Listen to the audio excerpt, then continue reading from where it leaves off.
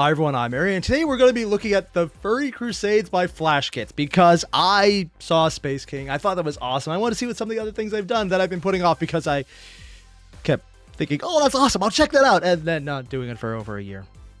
Yeah, I've never done that before, so that's a new thing, yeah.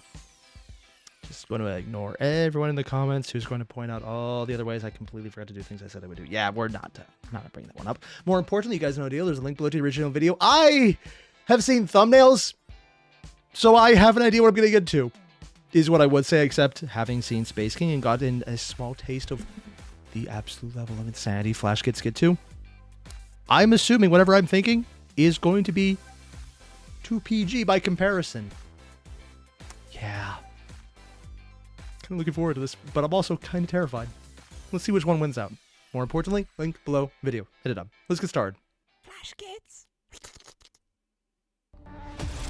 Okay, that's a Furry Crusades episodes 1 to 5. Oh, it's multi-episode. Oh, it's the collection of the previous ones. Also, I just noticed the planet. It's literally the dog head, and they have a paw-shaped continent. Yeah. Oh, it looks like Black Templars. Censored by YouTube edition. There's an uncensored. Oh god. What the hell? Oh no. I think I love you, Bubblegum. Oh, Dark Wolf. You, me, right here in Furry Forest. This is everything. Yeah, I'm with the... Yeah, no, this is the right choice. God damn, that is a lot of blood. Holding hands, yes.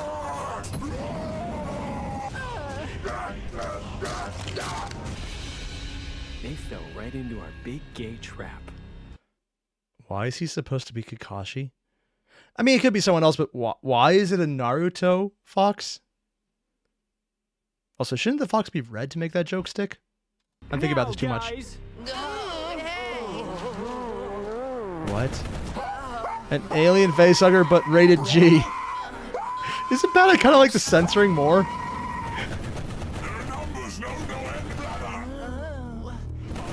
Oh my god. What? And the giant furry. Really cool.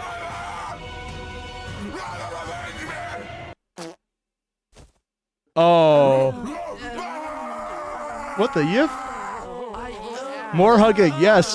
Group hug, but still weird and not cool. More hugging. No mercy. What the fuck, man? Is it bad that I kind of like all of the censoring on there? Because just the over-the-top nature of it makes it funnier to me. Now this one's an actual planet with giant bits of ice on it? Sonic gets... What? Oh. Hey, Tails. Wanna go mess with Dr. Eggman? Sure. Run, Sonic! What? Run! Well, Eggman got egged. Thunderhawk. It's just... There's the ice going in.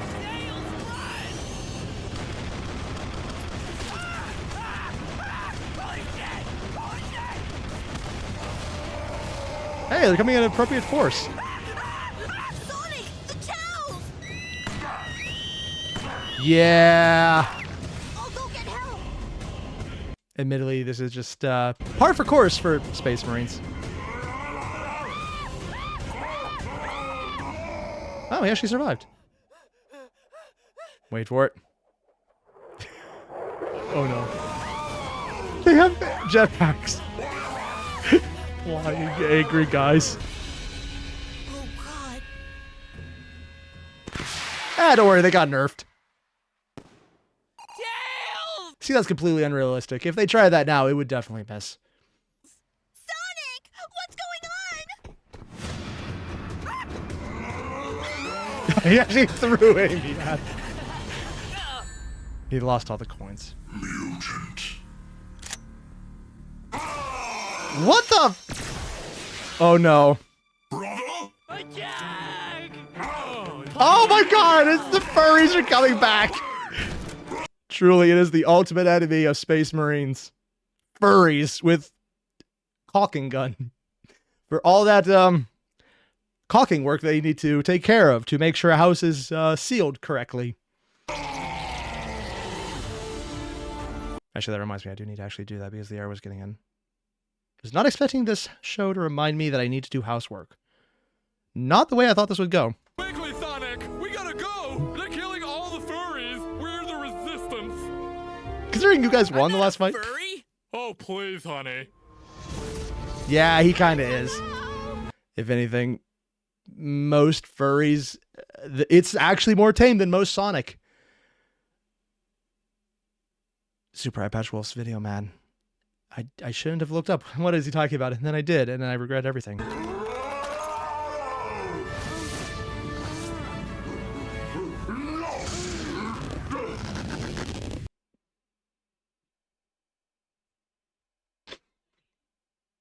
Oh yes, the void, the moaning void.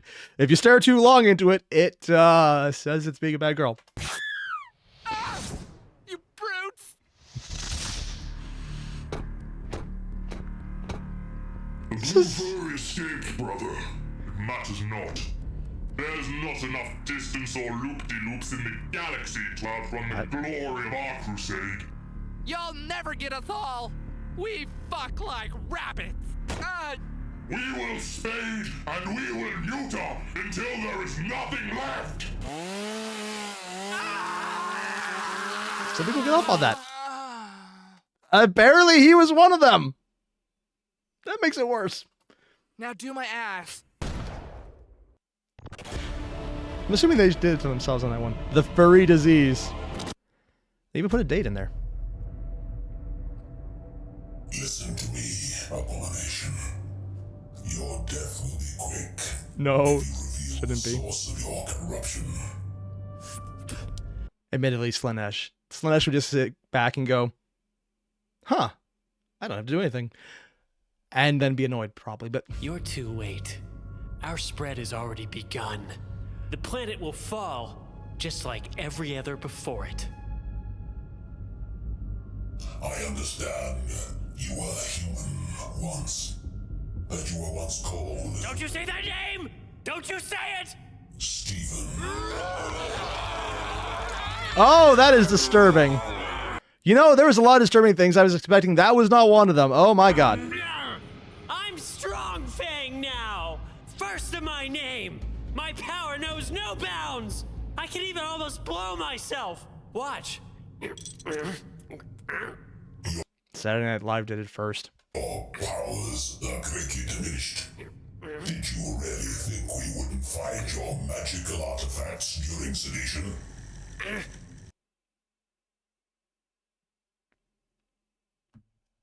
Oh, hey, look, a magic wand.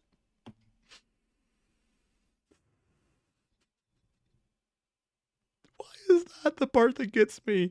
It's so... I just...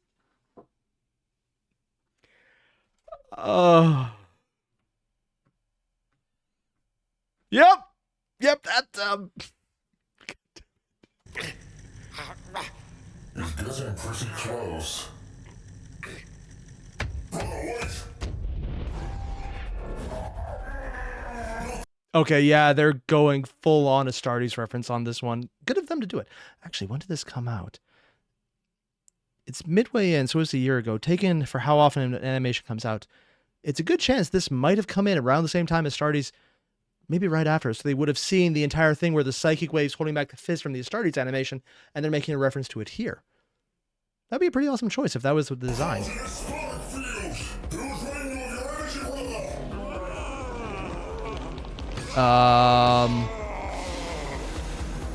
Oh, inflation. That's the joke. Yeah.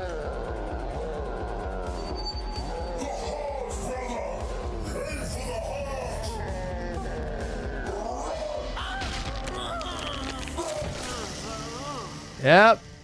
He's a balloon. It's actually shaped like a heart. Lola Bunny. Oh my. Yeah, that got a lot of people. Lola Bunny? Why are they? Oh no. They have a Gmail account with their actual. This cannot be where it all started. Anyone would admit she's pretty hot. It's a totally normal reaction. That doesn't make me a furry.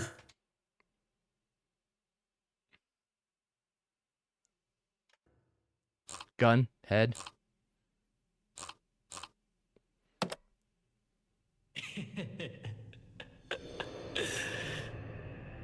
Lola was the beginning, but she's not the source. She merely awakened what already lurked in the depths of our humanity. Yeah. You want our existence to have an easy answer. Oddly enough, in terms of 40K horror, this is actually a scene doing a very good job of it, which is, I was expecting over-the-top stupidity like the first few, or like Space King had, but this is actually scary. If this wasn't an over-the-top, colorful animation with furries, and it done in complete slapstick style of humor, if this was done much grittier, darker, and something looked much more diseased, so basically like the chest wound, but everywhere, this would be absolutely terrifying, because they're actually hitting all the hallmarks of horror. The dead bodies speaking, the empty eyes, the sheer propagation that they're talking about. It spreads. We've already consumed. This is actually really good horror, but because it's played for such humor, it's not what I was expecting. I'm kind of really appreciating the fact that they could hit notes so far out of their intended target. Something you can point to and stop. But there is no stopping us. So long as there are outcasts with no dad to play catch with, or lonely homeschooled boys with internet connections. The fuck are you talking about? Most of the guys I knew who were furries had nothing like that. Although I know a lot of people who are just fucked up in general because we're all English majors, so I don't think that counts. Or Asians. Our seeds will find fertile soil. How can you stop an idea? I mean, that's easy. You kill everyone who has it. You underestimate the amount of rope we have. The what? Root?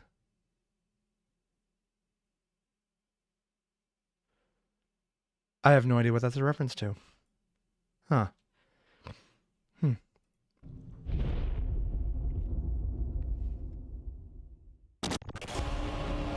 What the furry pit? M41. I'm not even going to try and read that. Oh, I hate the sound effect. Oh, I hate that sound effect so much. Stop oogling me, furry.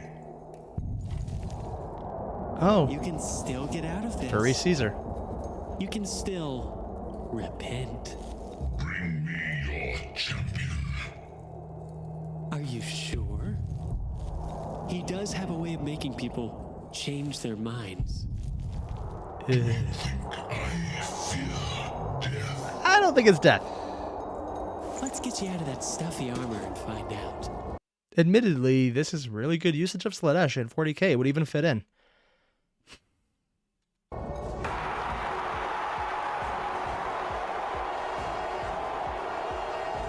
Just a regular fox style? That's it? They actually got him out of the armor. They left the helmet on. There's a joke in here about the helmet stays on, but I think that's too much Destiny reference, and that gets depressing fast. Okay! Five Nights at Freddy's. Yeah, even I know that reference. I don't play that game. I don't get into the fandom of it, but even I know this reference. Oh my... Ugh. Okay, and now it has tentacles. Yeah. Oh no.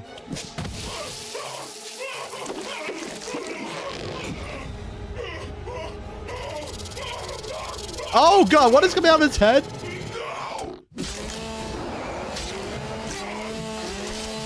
Yeah. They grow back. Oh! It's a tentacle hydra. Hydra. Last chance! It's time to repent for your sins, Templar. When you called us anal moles, petophiles, and furgits, that was very hurtful. Now say you're sorry. He has a dog food bowl. Admittedly, it's a nice little scenery detail, and it has paw prints behind him too. Oh my. Say you're sorry, and Star Sparkle won't have to fuck you to death. Star Sparkle. Well, I mean, he is an eldritch abomination, so Star kind of works. You forgot. Furry retards.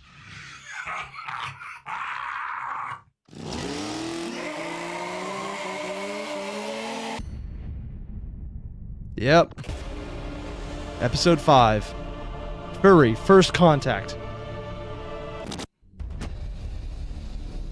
This planet was called Pulcra once. What was it called? It is no longer that. Whoa. A strange corruption that we would later know as the Lupus Mortem had spread across its surface. Oh god, they're using the color pink, so yeah, the Slanesh aspect is coming in too. They're calling it lupus, so I just remembered that the space corgis are a thing, and it's literally the joke about how all the wolves are just people transformed into wolves, because it's just literally werewolves. It's literally just werewolves in space. Oh god, this is literally just a plague of space wolves who are slightly more chill.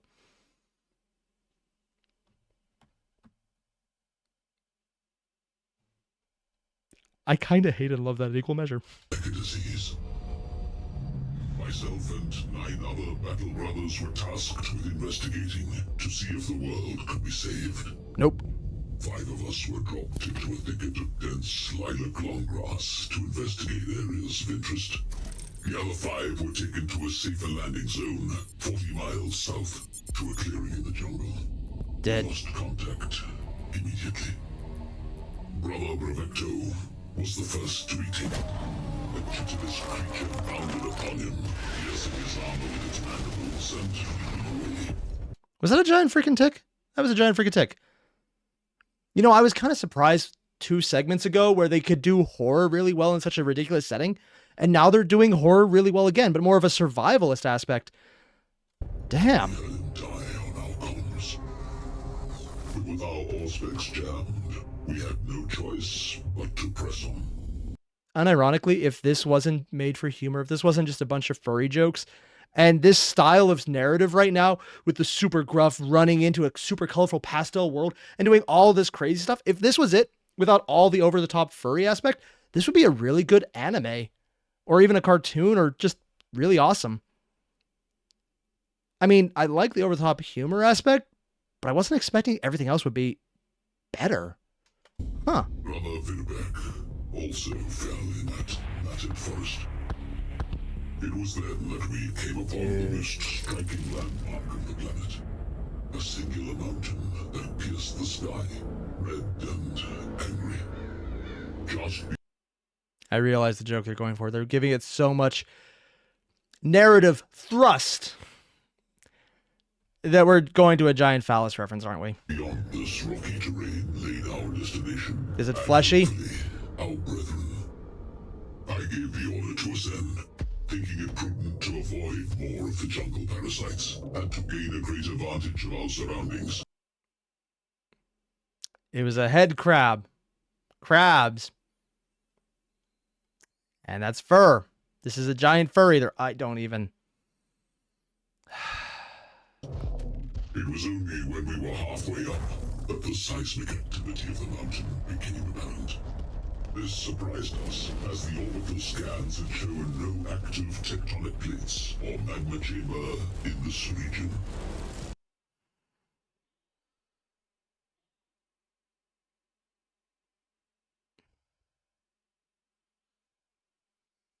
Yes. Magma. That's what that is.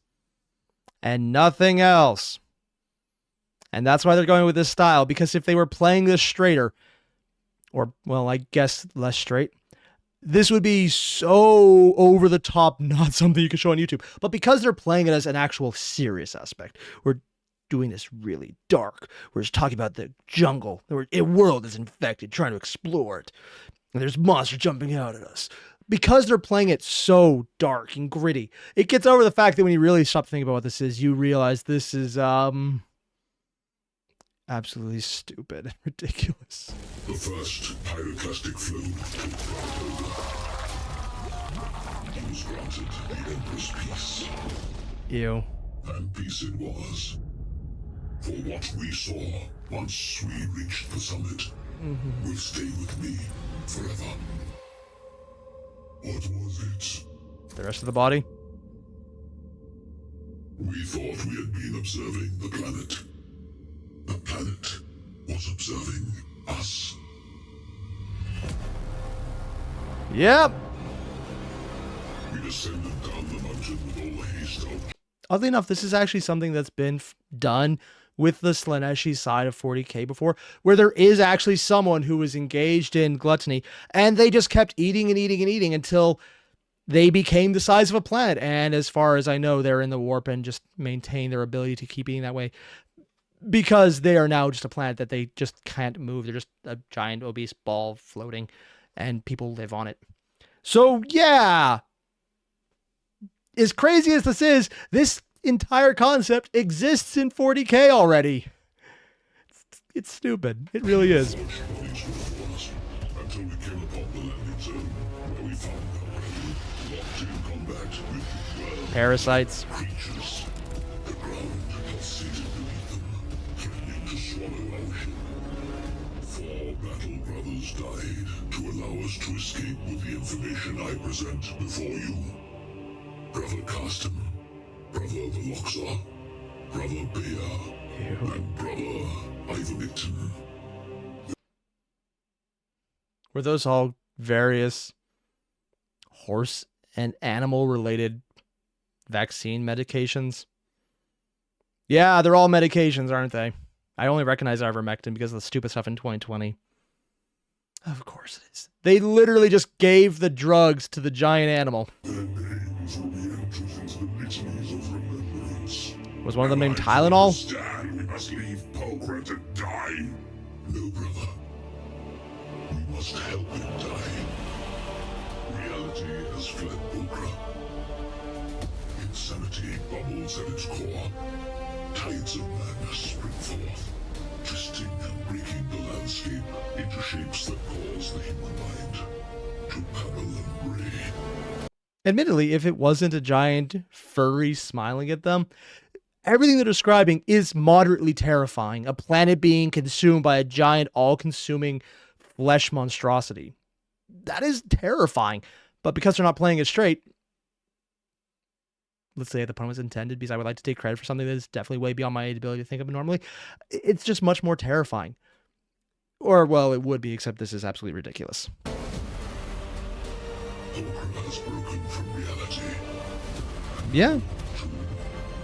It must pass from it. Are they just going to shave it? They shaved the furry.